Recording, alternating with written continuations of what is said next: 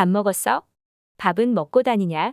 다 잘 먹고 잘 살자고 하는 짓인데 오늘은 뭐 먹지 등 이 말들은 한국에서 산다면 자주 듣고 자주 내뱉게 되는 말입니다.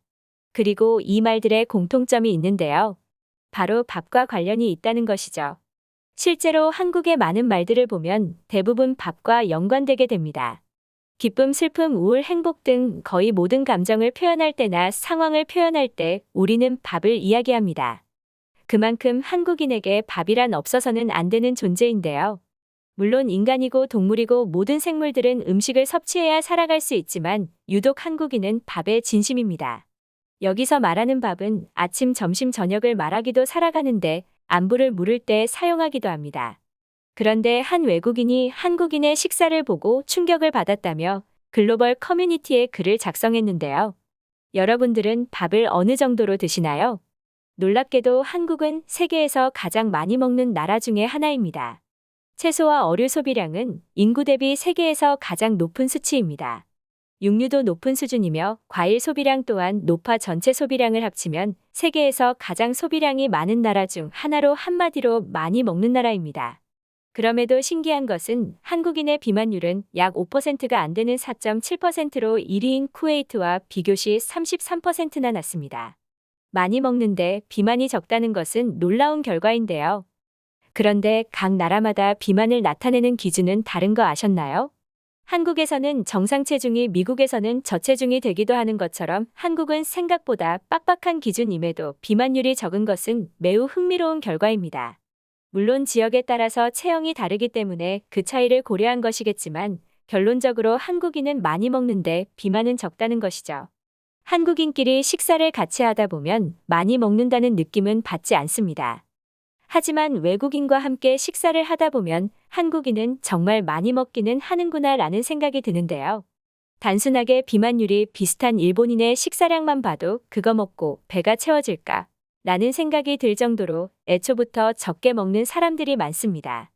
일본인의 평균 키가 크게 증가하지 않는 이유와 한국인의 평균 키가 가파르게 증가한 이유도 식사량의 차이에 따른 영양 공급이라는 논문도 있는데요. 1900년대 초중반에는 한국인의 평균 키가 일본인보다 작았다는 정보가 있습니다. 한국인에게 밥은 영혼과도 같은 것인데 이것을 온전하게 섭취하지 못하게 만드는 시대로 만들었던 일본은 그 당시 한국인들에게 얼마나 큰 잘못을 한 것인지 알 수 있습니다. 또 강제로 동원된 탄광이나 기타 일터 등에서 한국어로 배고프다는 글들이 적혀 있는 게 아직까지 남아있는 것이 확인되었고 실제로 일본인보다 배급량이 현저히 적었다고 하죠. 우리의 과거를 보면 한국인이 일본인보다 키가 작았던 적은 없습니다. 1960년대 대한민국은 가난했습니다. 그러다 보니 육류를 포함한 모든 식사량이 적을 수밖에 없었죠.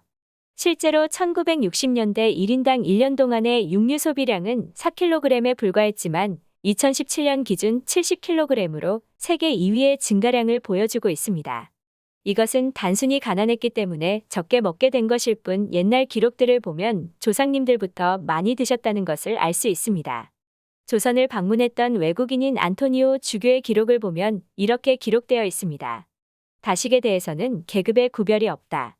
조선 사람들은 많이 먹는 것이 곧 명예로운 것으로 여기며 식사의 질보다 양을 중요시한다.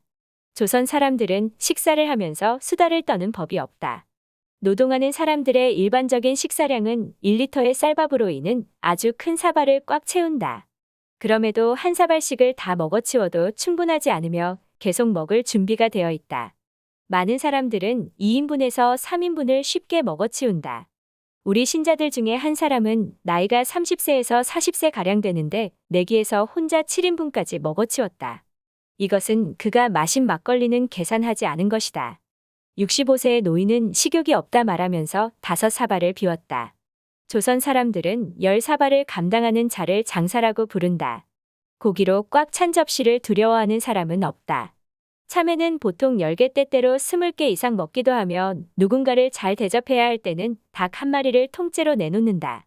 그리고 취할 정도로 술을 마시는 것도 마찬가지다. 임금이나 영의 정도 자주 포금을 하는데 술에 취해 정신을 잃고 바닥에 뒹굴거나 잠을 자는데 아무도 놀라거나 불쾌하게 생각하지 않고 혼자 쉬도록 내버려 둔다라고 기록되어 있습니다.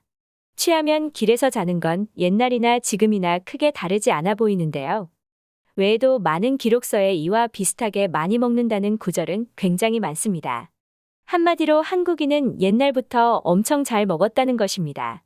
옛날 독일인이 조선을 방문하고 조선인들이 대식가라는 점에서 비교할 만한 대상이 없다라고 말하기도 했습니다. 옛날에는 바빴는데 하루가 부족하다는 말이 괜히 있는 게 아닌 것 같습니다.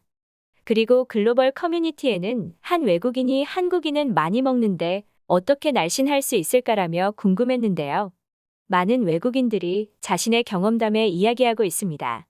그럼 자세한 해외 반응 알아보겠습니다.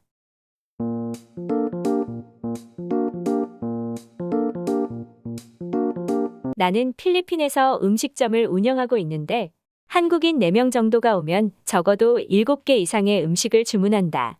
처음에는 일행이 더 있을 거라 예상했지만 그것은 아니더라고. 한국에서 살고 있는데 이대로 가다가는 죽을 것 같아. 그들은 점심이나 저녁을 먹고 항상 디저트와 함께 커피를 마신다. 그렇다고 점심을 적게 먹는 게 아니야. 나는 항상 남길 정도로 많은 양을 그들은 남기지 않고 먹는다. 나 좀 살려줘. 그럼 처음부터 디저트를 먹으면 되잖아. 다음부터는 음식을 먹지 말고 바로 디저트와 커피를 마시러 가자고 해. 너가 한국인을 몰라서 그러는데 그들은 절대 처음부터 디저트를 먹지 않아.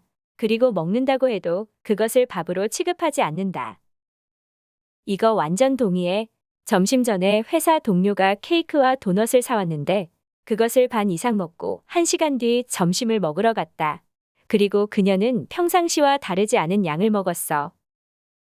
서울에서 살고 있는 사람으로서 나는 하루에 적어도 1시간은 걷는 것 같아. 그래서 미국에서 살 때보다 많이 먹는데도 오히려 살이 빠지더라고. 아마 한국 음식이 미국 음식보다 더 건강한 것도 이유라면 이유일 거야. 한국인들은 새로 나온 음식은 꼭 먹어야 되는 병이 있는 것 같아. 한국 회사를 다니는 사람은 알겠지만 한국인들은 회사가 끝나고 회식을 할 때 하나의 음식점에서 끝내는 경우가 없다. 이 사람들은 많게는 4개의 음식점을 돌아다니며 먹고 마신다. 그것도 하루 만에. 그리고 다음날 아무렇지 않게 출근하지. 우리들이 다이어트 한다며 제로 콜라를 들고 있는 것처럼 한국인은 다이어트 할 때 쌀밥을 먹지 않는다고 말한다.